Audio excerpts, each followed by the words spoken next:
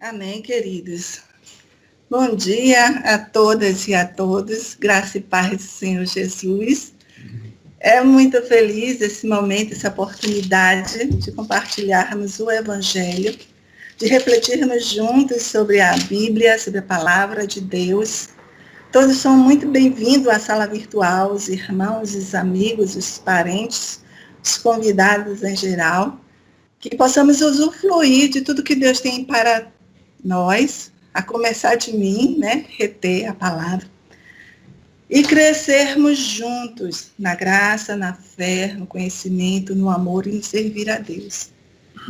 Meus queridos, eu vou convidá-los a acompanhar essa reflexão. É um texto já conhecido, nosso, mas é muito rico, riquíssimo em ensinamentos, em orientações para a nossa vida, para o nosso hoje, para o nosso cotidiano. Como toda a palavra, né? E nós vamos estar conversando a respeito disso.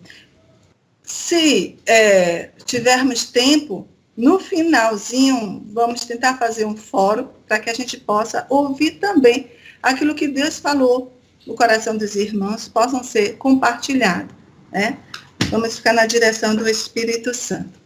Amém. Meus queridos, nós vamos estar conversando hoje sobre o capítulo 27 do livro de Atos dos Apóstolos. Vamos deixar a Bíblia aberta, este versículo. Esse capítulo é o penúltimo capítulo do livro de Atos, riquíssimos em informação, nos traz um relato de um momento único na vida do apóstolo Paulo, né? E nós vamos estar fazendo leitura de parte dos seus versículos, são 43 versículos, nós vamos ler apenas alguns, e na leitura eu vou estar interrompendo para alguns comentários e depois nós vamos estar refletindo sobre a leitura no seu todo. Mas antes mesmo de começar a leitura de parte dos versículos, eu gostaria de falar do contexto dessa situação. São dados históricos. Alguns dizem que esse capítulo relata a 4ª viagem missionária do apóstolo Paulo, né? Uns dizem que foram só 3, mas outros consideram essa viagem dele como a sua 4ª e última viagem, onde muitas coisas aconteceram, irmão, muitas coisas aconteceram, e essas coisas falam muito para a nossa vida, jornada espiritual. Bom, o contexto desse relato, ou seja, no capítulo 26 do livro de Atos, nos fala que Paulo, o evangelista, o apóstolo dos gentios, né? Essa nomenclatura gentios, porque naquele tempo, quem não era judeu, era considerado gentio, né? Essa nomenclatura. Assim como quem não era considerado grego, era considerado bárbaros. E até nesse relato desse capítulo, nós vamos ver a citação desse termo, bárbaro. Mas então, Paulo, apóstolo dos gentios, ou seja, dos não-judeus, ele passou por um julgamento de ordem totalmente religiosa, ele foi levado até o rei Agripa e outras autoridades constituídas da época por questão religiosa, e ali naquele embaraço eles não tinham fundamentos para aprisionar Paulo, e Paulo fez uma solicitação, Paulo apelou para César, ele disse, não, eu não quero que esse julgamento se encerre aqui. Eu quero ir a Roma, estar diante de César. Isso foi para espanto de todos ali, né? Porque Paulo poderia concluir por ali e talvez a finalização fosse favorável para ele. Mas Deus tinha falado com seu servo, dizendo a ele, olha, Paulo, importa que você vá a Roma. Era uma promessa, e ele guardou essa promessa. Importa que você vá a Roma, esteja diante de autoridades, de líderes, de governantes e testemunhe, porque o evangelho é para todos, irmãos. A gente já tira a primeira lição bíblica, né? O evangelho tem que ser expandido. O evangelho não tem barreiras nem fronteiras, não tem pequenas nem grandes. E o amor de Deus é para todos. E Deus falou para Paulo: Paulo, você foi escolhido. É você que vai lá. Você vai estar em Roma, diante de muitos, falando da salvação. Então, Paulo viu naquele final de julgamento, ali diante do rei Agripa, aquela oportunidade. Ele tinha o título de cidadão romano, então ele tinha direito a ser atendido neste rogo, né? Como se era um título naquela época, cidadão romano. E ele apelou para essa titularidade e foi atendido. Providências foram tomadas, irmãos, para conduzir Paulo até Roma. Naquela época não tinha meios de transporte ágil, era navios. E a época que se deu isso era inverno. Havia toda uma dificuldade. E eles não ingressavam em um navio, e o percurso todo eles trocavam de navios, paravam em portos, e haviam trocas de tripulantes. E entre a tripulação, acompanhou Paulo para Roma uma boa quantidade de pessoas. Nos fala de 275 prisioneiros. Com Paulo, 276 prisioneiros dentro de um navio rumo à Itália, para Roma. Certo? E aí nós vimos nesse relato, na introdução, já estou agora no capítulo 27, tá? Que Paulo e esses outros prisioneiros embarcaram sob o comando de um centurião chamado Júlio. Isso é um fato histórico, né, irmãos? Mas a gente precisa da gente ter o contexto da situação e depois tirar lições para a nossa vida espiritual. E esse centurião Júlio, a Bíblia abre um parênteses e fala sobre ele, diz que ele tratou Paulo de uma forma muito humana, com muita humanidade. Ele permitiu que Paulo parasse em alguns portos e fosse fazer visita a membros de igreja por ele constituída, e ele teve um tratamento diferenciado. E a gente já vê aí o cuidado, a mão, o prover de Deus, presente, irmão, em todos os momentos na vida daqueles que creem. Paulo estava ali em missão, ele não estava ali fazendo turismo, não, ele estava ali em missão. E ele estava na condição de prisioneiro.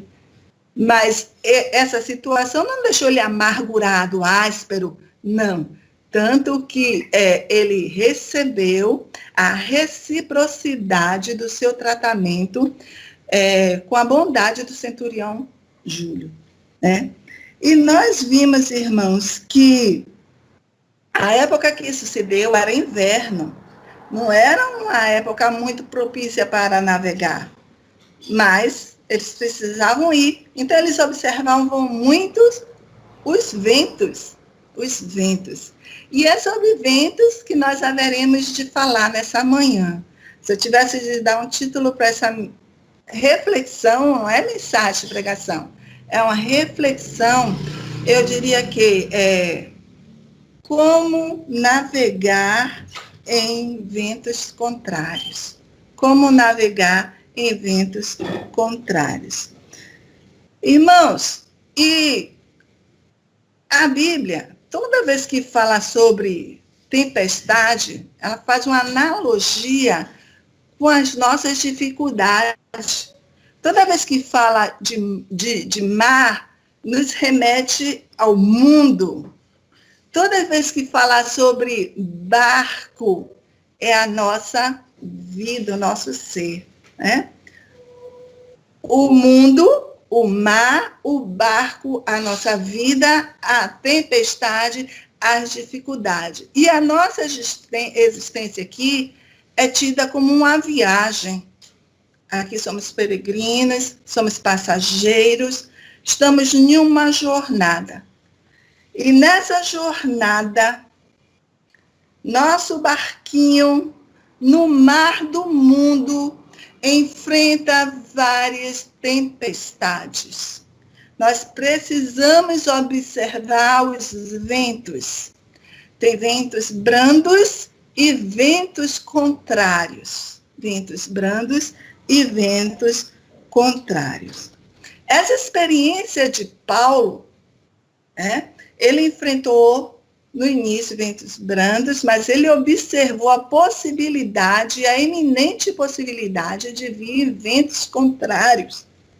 E ele alertou, ele falou àquela tripulação, ao centurião Júlio, que eles já tinham certa proximidade. Quando eles estavam rodeando a costa, ele disse: olha, não convém que embarquemos de imediato, porque haveremos de enfrentar dificuldades e teremos perda da carga e da embarcação. Paulo, como homem de Deus, um homem cheio de fé, irmãos, ele poderia dizer assim: não, eu tenho promessa de ir para Roma, de pregar lá para as autoridades, então eu quero ir logo. Então, se tiver dificuldade, a gente vence, vamos. Mas ele teve prudência. A fé não é incoerente, irmãos. A fé não é incoerente.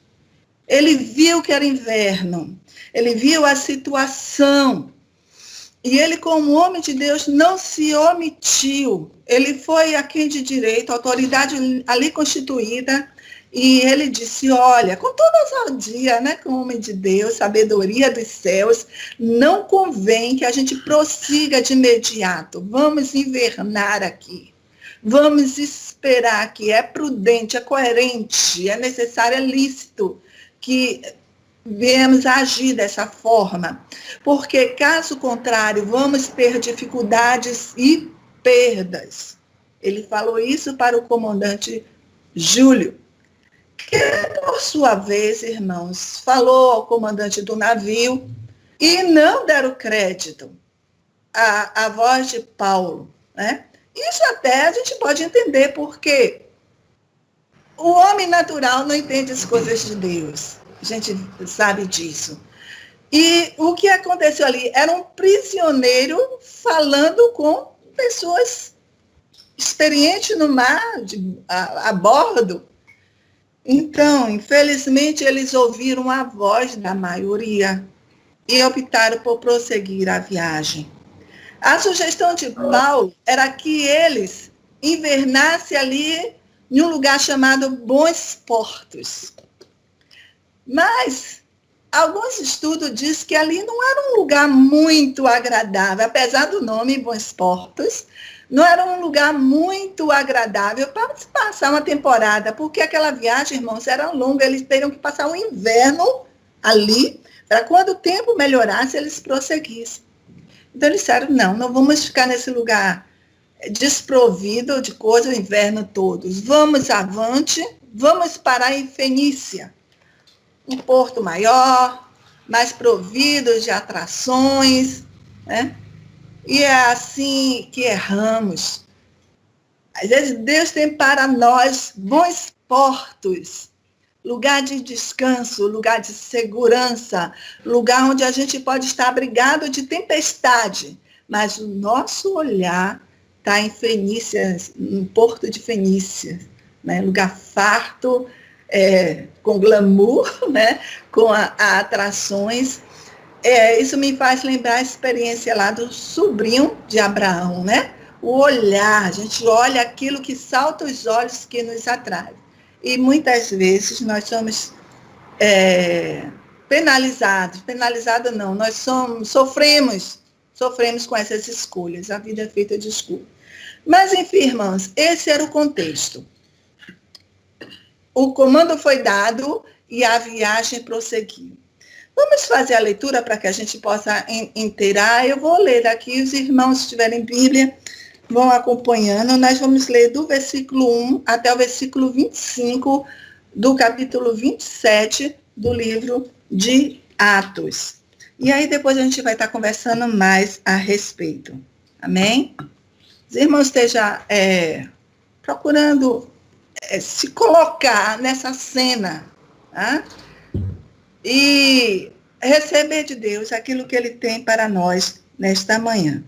O título, Paulo é enviado à Itália. Versículo 1.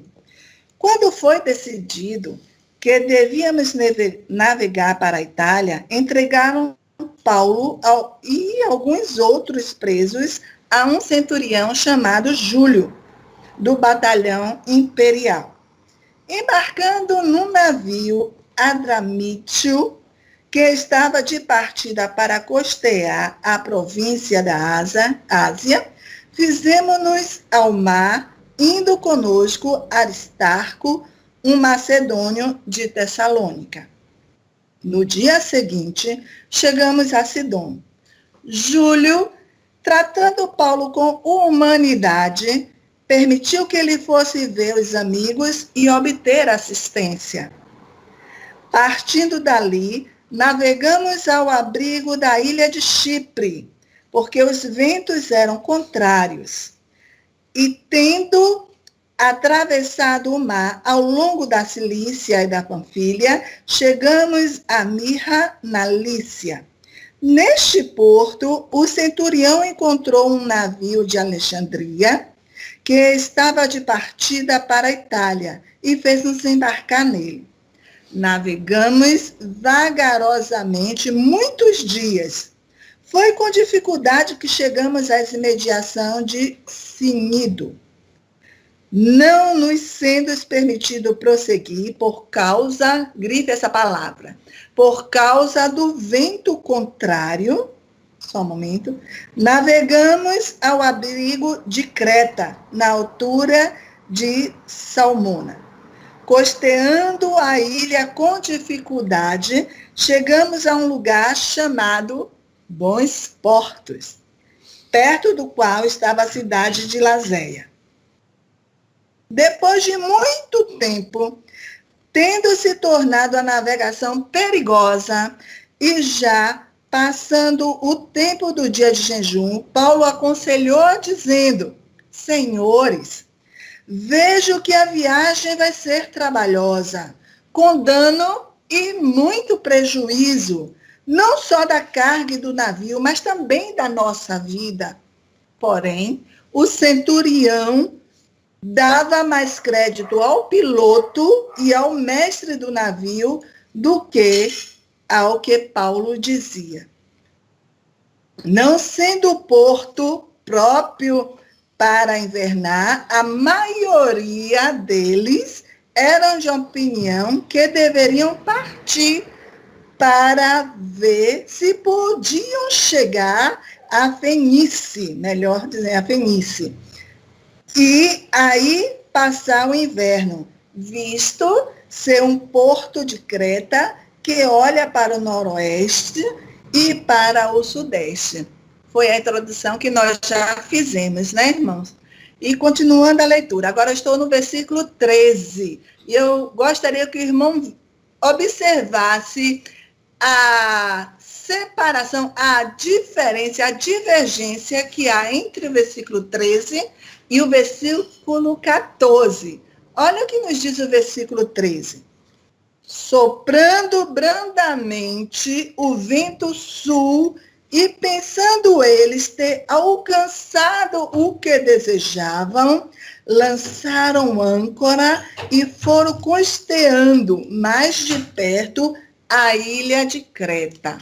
Olha, o que é que nós temos até agora aqui?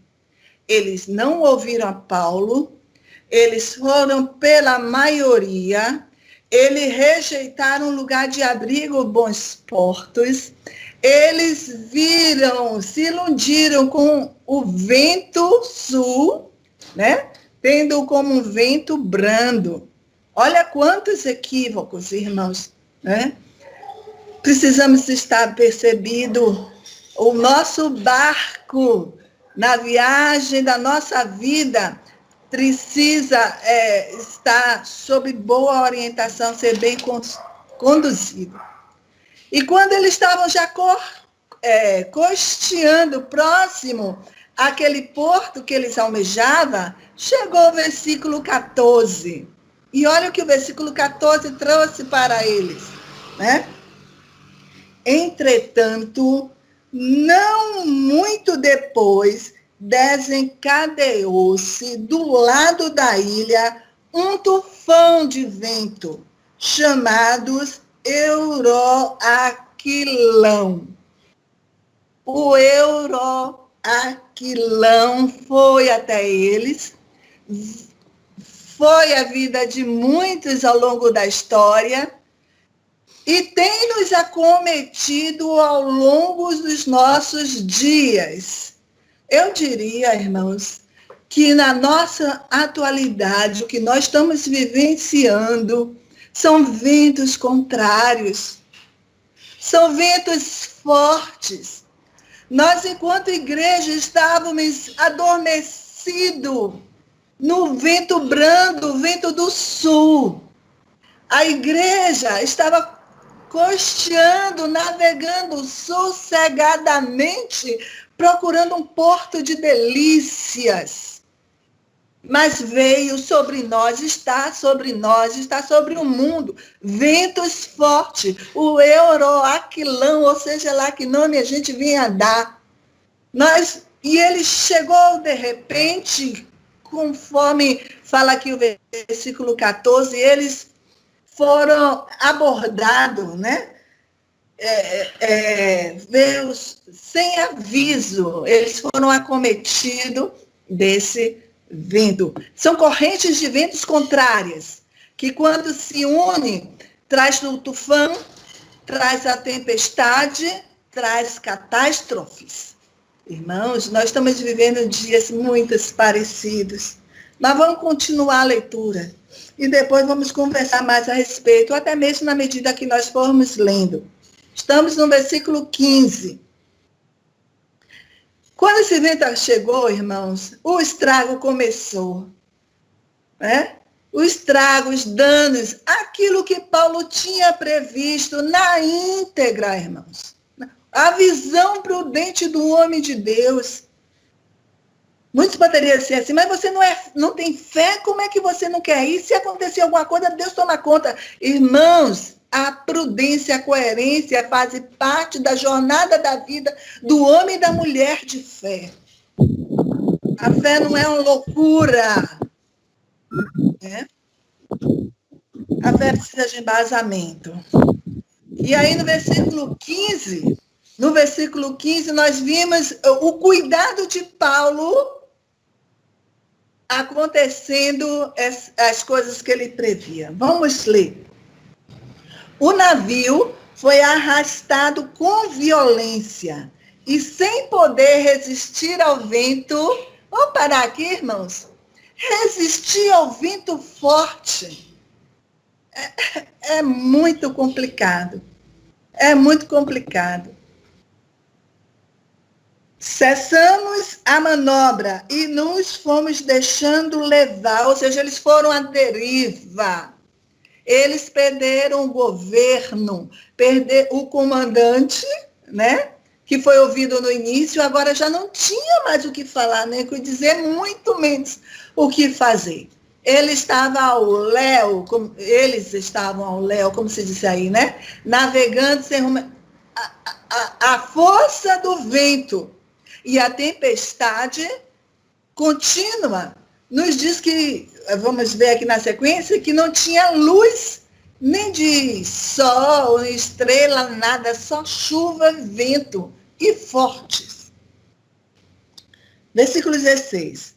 Passando ao abrigo de uma ilhota chamada Cauda, com dificuldade conseguimos o bote. Tendo içado o bote, os marinheiros usaram de todos os meios para reforçar o navio com cabos de segurança. Olha o homem querendo dar uma ajudinha a Deus. Olha o braço do homem ali querendo, né, intervir. E aí eles tentaram de todos os meios dar segurança. E temendo que fossem calhar nos bancos de areia de Sirte, desceram as velas e foram à deriva. Essa é na realidade. Versículo 18. Açoitados severamente pela tormenta, no dia seguinte começaram a jogar ao mar suas cargas. E no terceiro dia, nós mesmos, com as nossas mãos, lançamos ao mar a armação do navio. E não aparecendo, havia já alguns dias, nem sol, nem estrela, caindo sobre nós grande tempestade, dissipou-se, afinal, toda a esperança de salvamento. Toda a esperança de salvamento. Nós convivemos com pessoas sem esperança de salvamento, pessoas que estão à deriva, ao léu, jogadas de um lado por outro, sem luz de sol, de estrela, em trevas. Nós espiritualmente vivenciamos essa realidade. Versículo 23. Havendo todos estado muito tempo sem comer, pondo-se em pé no meio deles, disse... Olha a voz de Paulo de novo aí, gente. Dessa vez não foi de prevenção, foi de correção, né? Senhores, na verdade, era preciso ter me atendido e não partir para Creta, para evitar este dano e perda. Mas agora, aconselho-te, ele não só mostra o problema, irmãos, mas ele aponta a solução. A igreja deve fazer assim. Não só mostrar os erros, mas apontar a solução. E Paulo diz aqui, versículo 22, mas agora aconselho que tenham coragem. Amém? Mas agora aconselho que tenham coragem. No versículo anterior, a gente viu que eles tinham perdido toda a esperança de salvamento. Mas Paulo disse, não sejam assim, não seja essa a realidade, tenham coragem, porque nenhuma vida se perderá, mas somente o navio. Vai haver perda sim, mas não é de vida, vai ser de navio, vai ser do material. Tenham coragem. Prosseguindo, nós estamos no versículo 23. O homem de Deus tem experiência com Deus. O homem de Deus entra no quarto. O homem de Deus fala com Deus. O homem de Deus tem resposta de Deus. O homem de Deus testemunha de Deus. E o versículo 23, ele disse, porque esta mesma noite, no meio do caos, no meio da tempestade, no meio da escuridão, no meio da chuva, no meio do pânico, no meio da solidão, aconteceu algo tremendo. Um anjo do Deus a quem eu pertenço. Olha que coisa, né? O anjo do Deus a quem eu pertenço e a quem eu sirvo com alegria esteve comigo, irmãos. O anjo do Senhor está conosco para nos dar salvamento, para nos confortar, nos dar livramento, nos dar sustento. O anjo do Senhor ainda esta noite, no meio dessa tempestade, esteve comigo, me deu orientação, me deu voz de comando, porque a gente não está no mar desta vida, ao léu, à toa, à deriva. Quando nós buscamos a Deus, entramos no nosso quarto e buscamos a Deus com pergunta, nós saímos de lá com resposta. Amém? E o anjo de Deus trouxe, no meio daquela situação tão adversa, resposta não só para Paulo, mas para todos que estavam naquele contexto. E Paulo testemunha com muita ousadia, como foi no início, foi agora também. Ele esteve comigo dizendo, versículo 24, Paulo, não tenha medo. Vamos tirar o nome de Paulo, vamos botar o nosso, irmão? Neuza, não tenha medo. esse vento contrário que está aí, Deus nos dá direcionamento. Amém?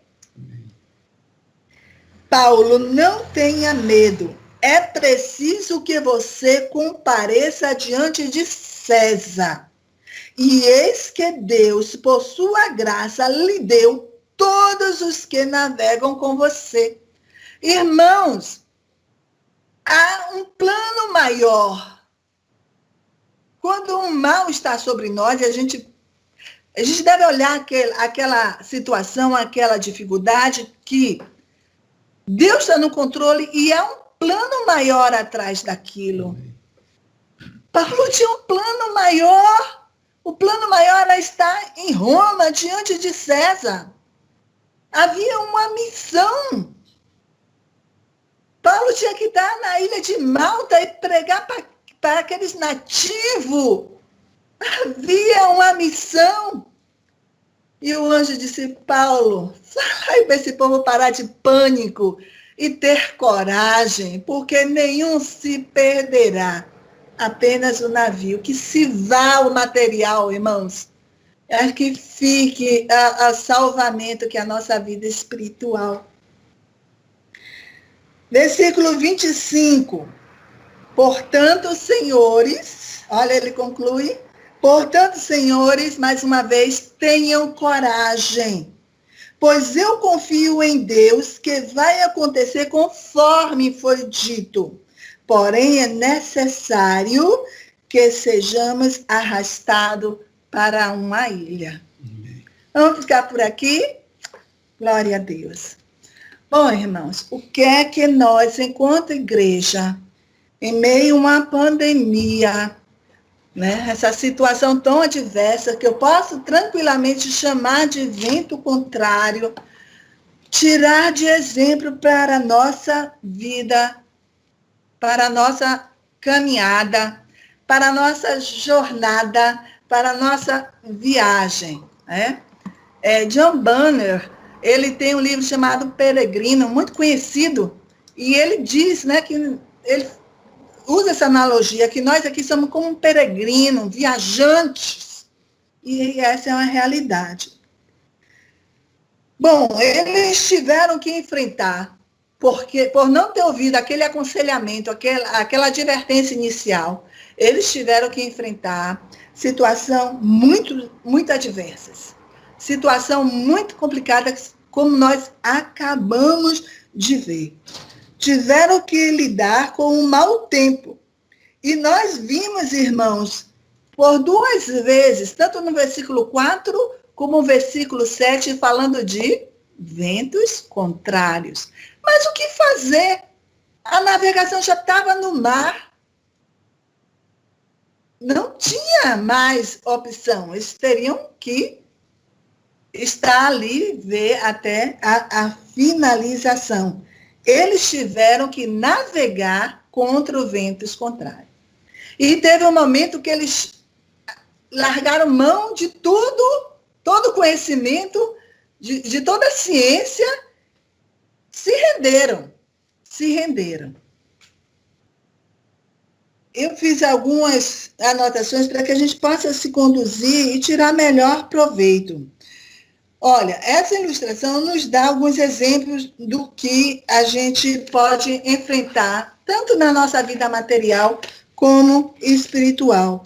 Algumas coisas acontecem quando chega sobre nós o vento contrário. E ele nos alcança, irmãos, ele alcança a todos.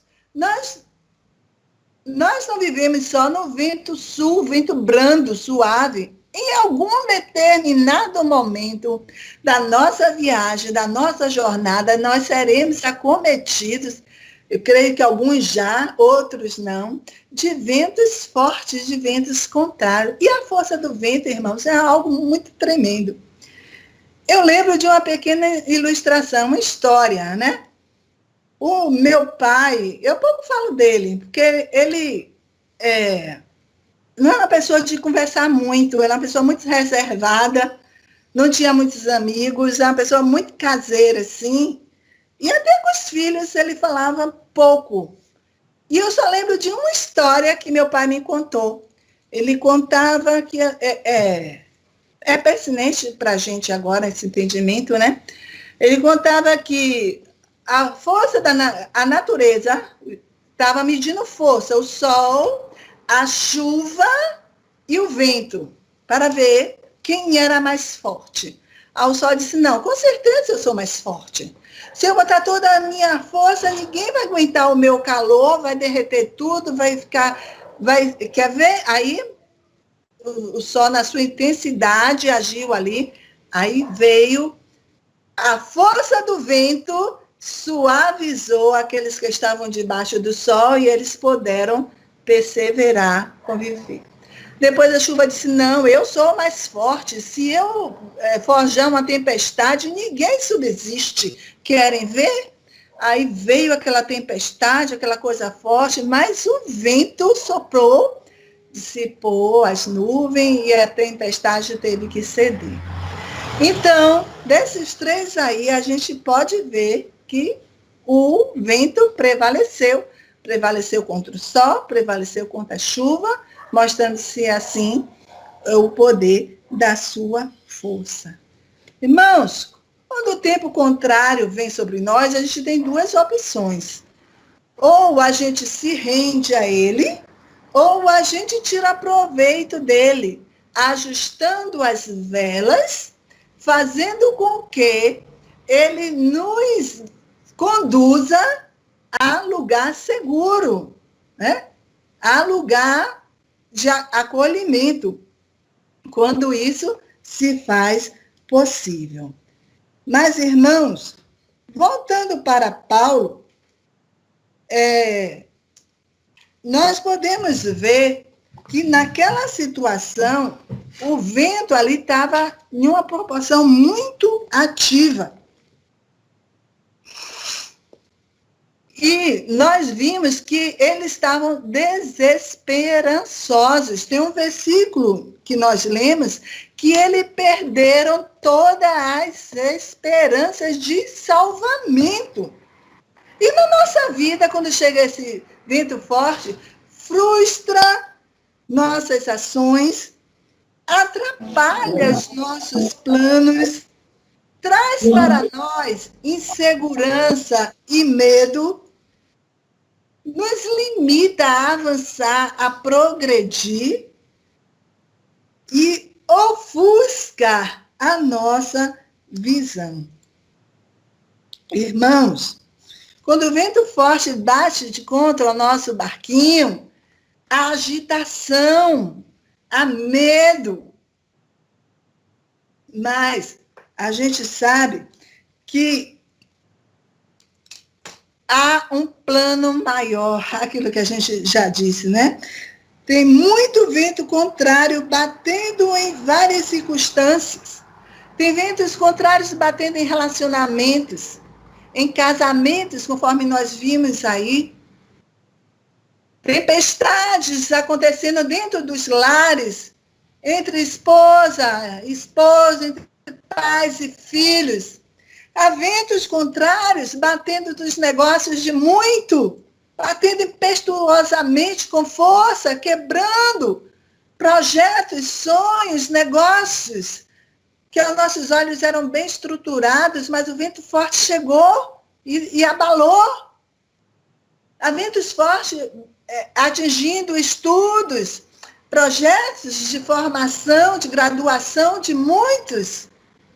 Há vento forte batendo na vida física. Nós vimos aí jovens acometidos, testando positivo, em leito, debaixo de aparelhos. E há ventos fortes batendo na vida espiritual. Pessoas que caminhavam com alegria e gozo, hoje já tem a sua fé abalada, atingida, já não ora como oravam, já não busca como buscavam, já não pode dizer como Paulo disse, o Deus o qual eu conheço, a quem eu sirvo, a quem eu pertenço, falou comigo, eu falei com ele, ele me orientou, ele me conduziu. Pessoas deixaram o vento forte atingir sua vida espiritual, estão à deriva, estão à toa, estão ao léu, estão buscando porto que lhe dê ilusão. Irmãos, quando nós caminhamos, às vezes, aqui na Barra, tem um local que o vento é muito forte, né? Naquela curvinha, naquele prédio grande que tem ali, Oceania, né? Ali a gente tem a impressão que o vento vai nos levantar e levar, e nos levar. E muitas pessoas estão assim, levadas pelo vento, vivendo aleatoriamente. Meus queridos, o que fazer? Né? Paulo falou para eles, vocês deveriam ter me ouvido. Não ouviram, mas agora, o que fazer? Quando isso acontece? Quando esse momento angustiante chega a nós? E foram momentos muito angustiantes, muitos irmãos. Eles não comiam, perderam, não se alimentavam. Naquela situação, Paulo fala, era um tempo muito penoso. Vamos ver isso no versículo 14. Versículo 14. Diz assim: entretanto, não muito desencadeia. Não é este.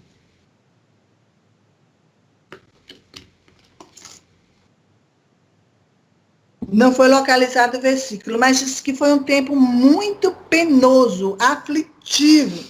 E naquela situação, naquele momento, Paulo diz para ele: lança para longe de nós as cargas. O que fazer quando isso acontece? O navio estava sendo arrastado. Eles estavam levados ao léu. Eles não tinham controle sobre aquela direção.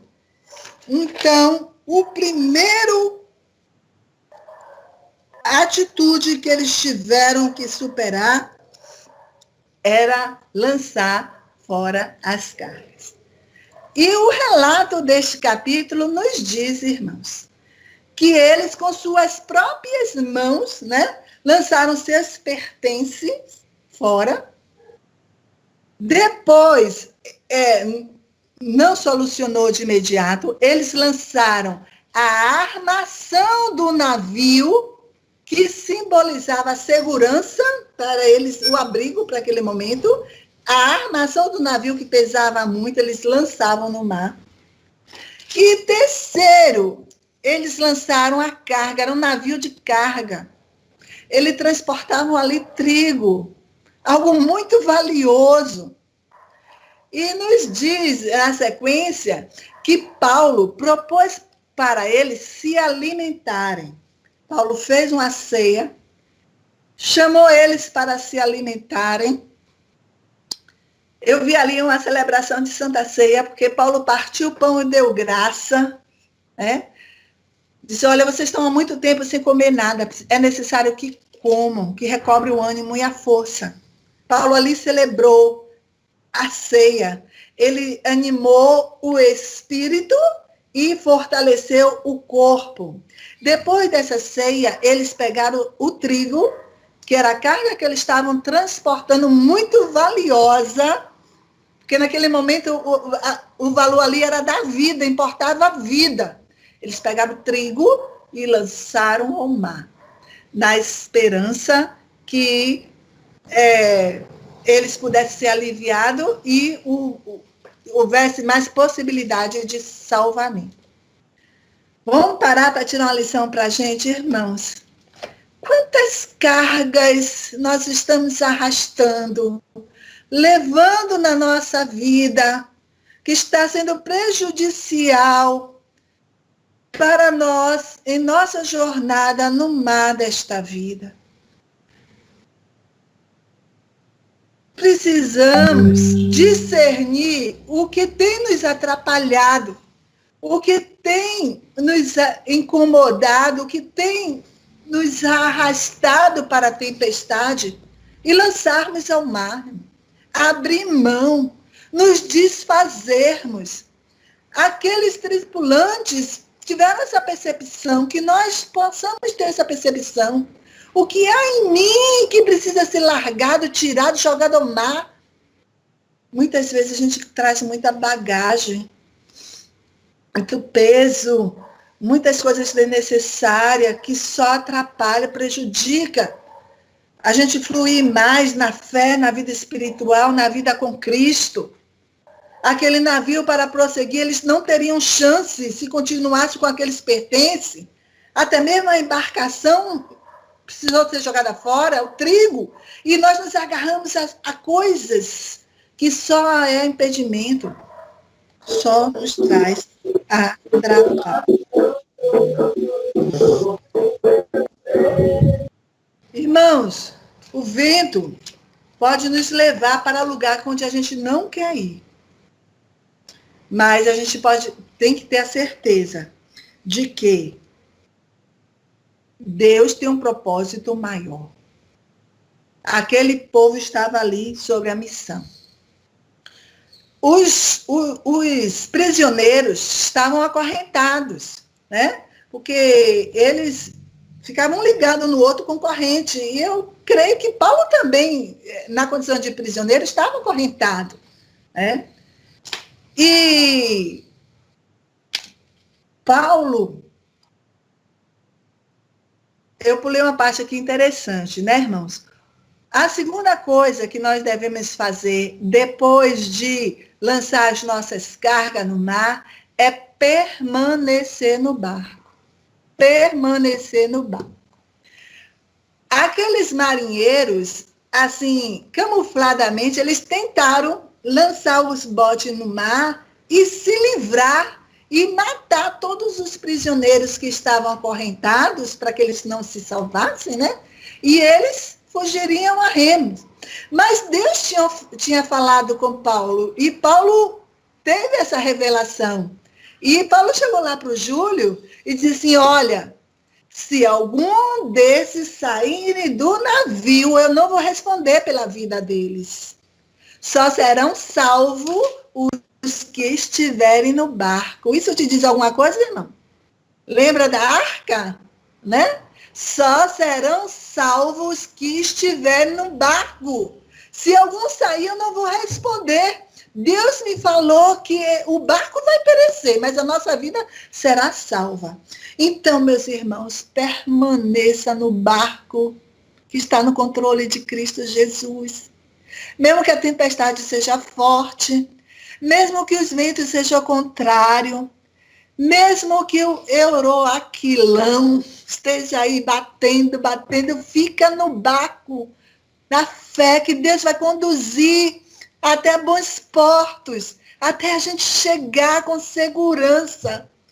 Aqueles marinheiros queriam pular fora, não queira pular fora não, permaneça. Amém. Alimente sua fé, tenha comunhão com Deus.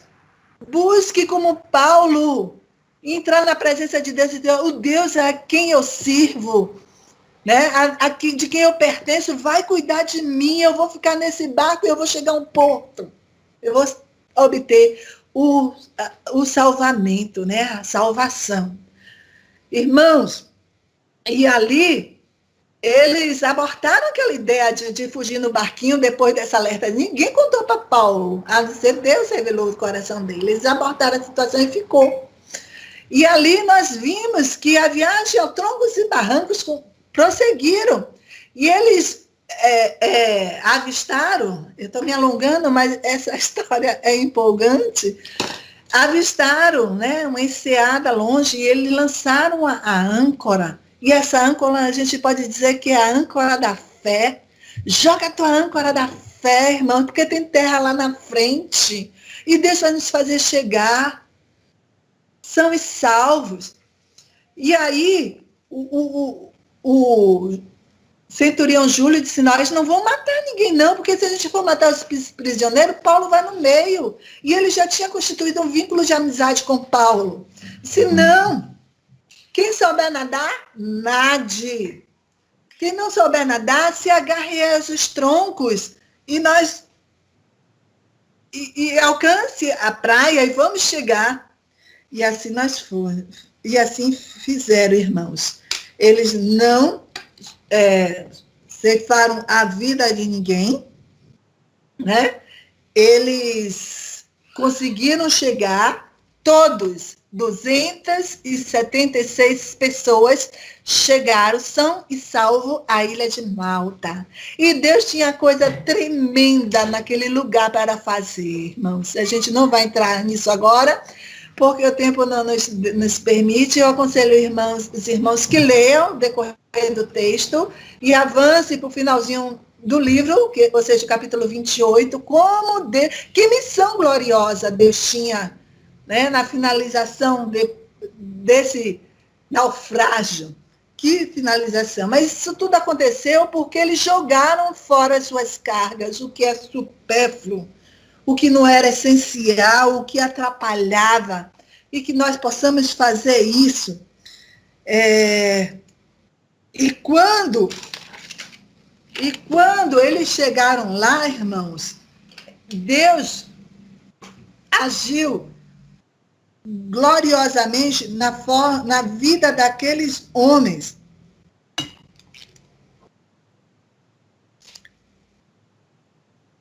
Que nós possamos, nessa manhã, depois dessa depois desse relembrar esse fato, né, verídico, que nós possamos obter as seguintes lições. Vamos observar os ventos, vamos ser prudentes, coerentes, vamos saber que o vento sul brando não é duradouro, não é para sempre. Em alguns momentos sopra ventos contrários e que nós podemos ser atingidos. Que nós possamos aprender, irmãos, a ter sabedoria dos altos céus para nos livrar de todos os atrapalhos, de todas as cargas, enfados, né? Para que a gente possa transitar melhor na presença de Deus, na jornada da vida, ter nossa vida espiritual mais aplanada, para que a gente não abandone o barco, não queira desistir, cair fora, mas que haja em nós perseverança, que nós saibamos ajustar as velas, né? Que nós possamos obter proveito, que nós saibamos que há um plano maior, que nós não vamos ser ceifados na primeira tempestade, porque Deus tem planos de livramentos. Paulo não poderia ser ceifado ali, porque era plano de Deus ele chegar em Roma. Deus tem planos tremendos para mim, para ti, para a nossa casa, para os nossos amados. Então, esses ventos haverá de passar e nós chegaremos a salvo. Amém, queridos?